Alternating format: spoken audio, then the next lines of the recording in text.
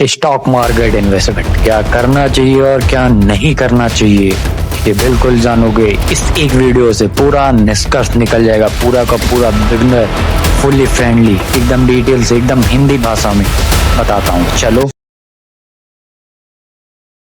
अपने पैसों की इन्वेस्टमेंट सिर्फ ऐसे ही नहीं करनी चाहिए कि किसी के न्यूज में या किसी के कहने से या किसी के टिप्स, टीवी पर न्यूज चलती है एंकर या किसी के कहने से कोई स्टॉक प्राइस खरीदो, ऐसा नहीं करना चाहिए। बशर्ते आपको अपनी इन्वेस्टमेंट, अपना दिमाग लगाना चाहिए। अपने पैसे हैं, उनके पैसे नहीं है।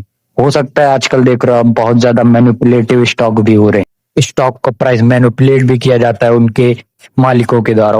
एनालिसिस नहीं आ रहा है, इस वीडियो से जानो। सबसे पहले तुम्हें जो चीज देखना होता है किसी भी स्टॉक का, किसी भी कंपनी के स्टॉक खरीदने से पहले, वो है उसका पीई रेशियो। यानी पीई रेशियो जितना कम हो सके, माइनस में हो तो ना लेना, जितना कम हो सके। एक अच्छा बताया जाता है कि 5 से लेके 25 तक, और 5 से कम मिल जाए बहुत बढ़िया है पी रेशियो। पी रेशियो को कहते हैं प्राइस टू अर्न रेशियो, यानी 1 रुपए कमाने में आप कितने रुपए लगा रहे हैं, उसी को पी रेशियो कहते हैं।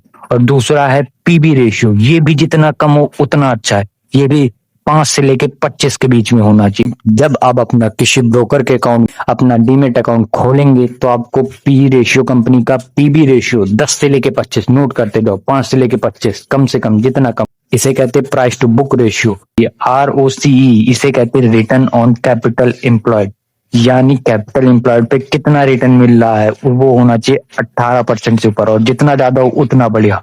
ROE, रिटर्न ऑन एम्प्लॉयड, ये भी जितना ज्यादा हो उतना अच्छा, ये 18% से ऊपर नोट करते जाओ। पीई रेशियो 5 से 25 और उससे कम हो और बेहतरीन। पीबी रेशियो जितना कम हो और बेहतरीन। ROCE 18 से तो ऊपर ही होना चाहिए, उससे कम नहीं होना चाहिए, ये कम नहीं होना चाहिए, जितना ज्यादा उतना बेहतर हो।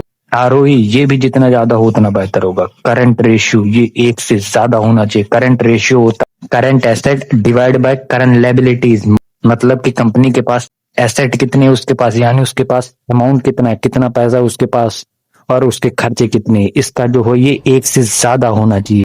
DE रेशियो, यानी डेप्ट टू इक्विटी रेशियो, यानी कर्ज कंपनी पे उसके एसेट से, यानी कंपनी के पास जितना पैसा उससे आधा कर्ज होना चाहिए, उससे आधा या फिर उसके बराबर की कंपनी कर्ज को दे सकती है कि नहीं।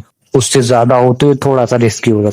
OPM, यानी ऑपरेटिंग प्रॉफिट मार्जिन, ये जितना ज्यादा हो, 15 से ऊपर तो होना ही चाहिए। 15 से ऊपर हो तो आप चेक कर सकते हैं, इसे आप ले सकते हैं। इंटरेस्ट कवरेज रेशियो, जितना ज्यादा होगा उतना अच्छा होगा। इंटरेस्ट कवरेज रेशियो निकल जाता है EBITDA।